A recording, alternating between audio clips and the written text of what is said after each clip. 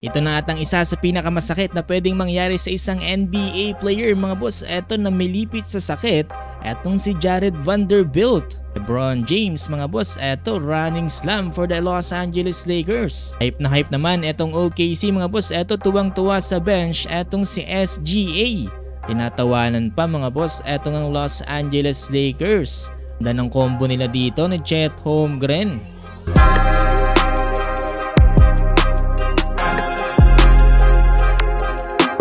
Starting lineup for the Los Angeles Lakers, pinapangunahan niyan dito ni LeBron James, Rui Hachimura, DeAndre Ayton, Marcus Smart at Austin Reeves. For the OKC, Isaiah Hartenstein, AJ Mitchell, Shai Gilgeous-Alexander, Lu Dort at Chet Holmgren. Bago tayo dumako dito nga sa nangyari kay Jared Vanderbilt, eto balikan muna natin ng kaunti mga boss. Eto nga nangyari during the first quarter. Eto grabe kagad nagpamalas ng outside shooting etong ang OKC dito nga sa pangunayan ni Lu Dort. Nasundan pa yan dito ng napaka-solid na step back J dito nga ni Shai Gilgeous-Alexander. Tapos eto para naman sa Los Angeles Lakers, LeBron James runaway slam. Hit ahead to James. Gandang momentum ang pinakita kaagad dyan ng OKC, kaya naman nagawa nilang lumamang ng 5 puntos by the end of first quarter, 31-26. Pagdating ng second quarter, eto pahinga na kaagad etong si SGA. Tapos eto muli pang kumanap from beyond the arc etong OKC mula nga dito kay Jared McCain. Hype na hype nga dyan ang bench ng OKC. Eto may pasayaw-sayaw pa etong si Jalen Williams. Tapos patawa-tawa pa etong si SGA. Pero nasundan naman yan dito nga ng back-to-back points dito nga ni DeAndre Ayton mula nga dito sa assist ni LeBron James at dito naman para kay Marcus Smart. Solid quality minutes ang ipinakita dito ni DeAndre Ayton at gaya nga ng sinabi natin itong nakarang video na isa siya sa mga magiging susi dito sa laban na to. Pero napaka-solid din talaga ng defending champion na OKC.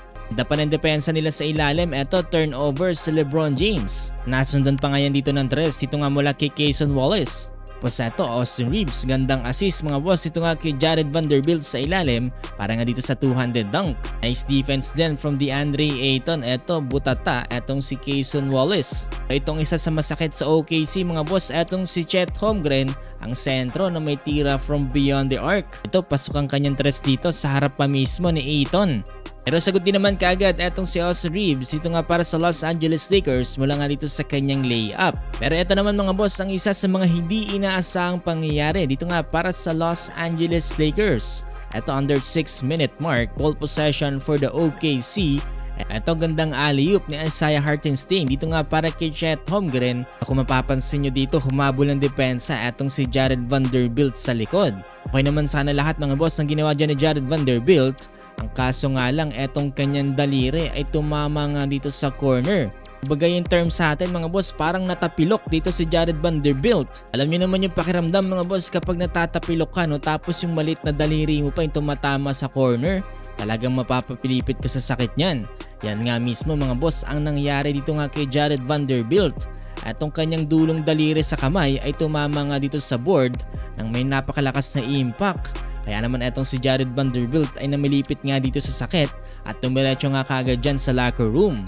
Hopefully mga boss hindi ganun kalala ang nangyari dito nga para kay Jared Vanderbilt. Dahil malaking problema rin kung hindi kaagad siya makakabalik para sa LA. Dahil nagpatuloy magandang possession ng OKC dito nga sa panguna ni Shai Gilgeous-Alexander.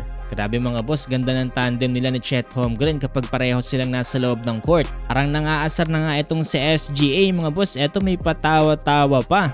Pero kahit pa paano malaking bagay din ang ginagawa dyan ni Marcus Smart, lalong-lalo na nga dito sa kanyang outside shooting. Dalawa sila dito ni Luke Kennard na kumakana dito from beyond the arc. Tapos etong si LBJ, gandang hustle mga boss dito nga sa ilalim para sa LA. Pero hindi pa rin yan sapat mga boss, lamang pa rin ang OKC by the end of first half, 61-53. May 18 points na etong si Chet Holmgren at 12 points naman for SGA. Para naman sa Los Angeles Lakers, 16 points for LeBron James at 10 points for DeAndre Ayton.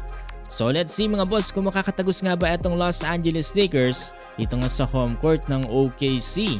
Kikisuyo nga pala ko sa inyo mga boss na paki-like po itong ating video at paki-follow na rin po sana mga boss itong ating page dahil magiging malaking tulong na po yan para sa ating channel. Maraming salamat po talaga sa inyo mga boss.